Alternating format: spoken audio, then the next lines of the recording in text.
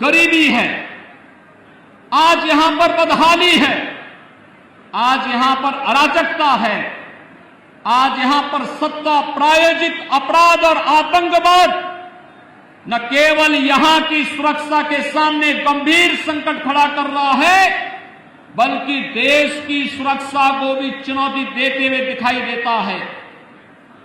आज बंगाल में केंद्र सरकार की कल्याणकारी योजनाओं को लागू नहीं करने दिया जाता है और आज बंगाल के अंदर एक तरफ यहां पर जिस बंगाल ने आदिशक्ति मां भगवती दुर्गा के अनुष्ठान का श्री गणेश करके पूरे देश के अंदर शक्ति का एक नया संचार किया था, आज उस बंगाल के अंदर दुर्गा पूजा पे प्रतिबंध लगाया जाता है।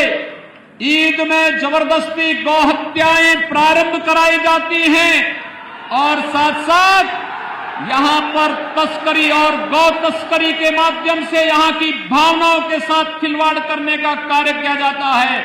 यहां की सरकार मौन बनी रहती है। भाइयों बहनों, बंगाल में आज जय श्री राम के नारे लगाने को भी प्रतिबंधित करने का कार्य किया जाता है और हमले करवाए जाते हैं। लेकिन मैं बंगाल की सरकार से कहना चाहता हूं, मैं ममता दीदी जी से अनुरोध करना चाहता हूं, एक सरकार कभी उत्तर प्रदेश में थी जो अयोध्या में राम भक्तों पर गोली चलाती थी, उस सरकार का हर्ष आपने देखा है क्या हो गया है, और अब बारी बंगाल में टीएमसी की सरकार की है।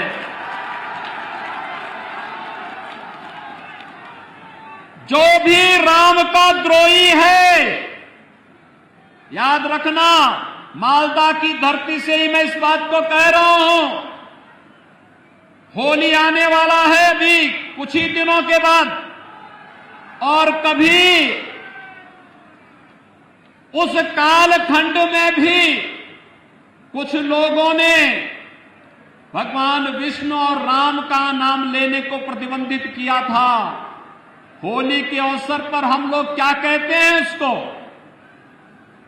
और मित्रों, आज बंगाल के अंदर एक बार फिर से जय श्री राम के नारे को प्रतिबंधित करने का कार्य किया जा रहा है।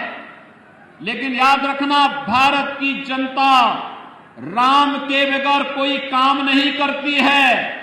जब आपस में मिलती है तो राम राम कहती है, घर में कोई काम होता है तो राम नाम का जप करती है, और जब किसी परिजन की अंतिम यात्रा भी निकालती है तो फिर राम नाम सत्य है के साथ ही उस यात्रा को भी आगे बढ़ाने का कार्य करती है।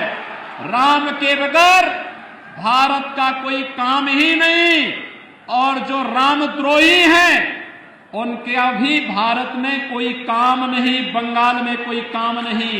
ये संकल्प हम सबको लेकर के चलना है। दोस्तों, बड़ा सवाल यहीं से उठता है, क्या राम का विरोध करने से ममता दीदी की सरकार दोबारा बन जाएगी? क्या राम का विरोध करने से तुष्टीकरण का वोट इतना मिल जाएगा, क्या हिंदुओं के वोट की उन्हें जरूरत नहीं पड़ेगी? क्या राम का विरोध करना ही आज के वर्तमान भारत की राजनीतिक पार्टियों की एक नीति बन गई है? क्या राम का विरोध करना इतना ज़रूरी है इस देश में, जिस देश में राम को देश की आत्मा कहा जाता है, कि सियासत के लिए राम का विरोध इस स्तर तक ले जाओ कि राम भक्त जाग जाएं और वह विरोधी को उखाड़ फेंकें?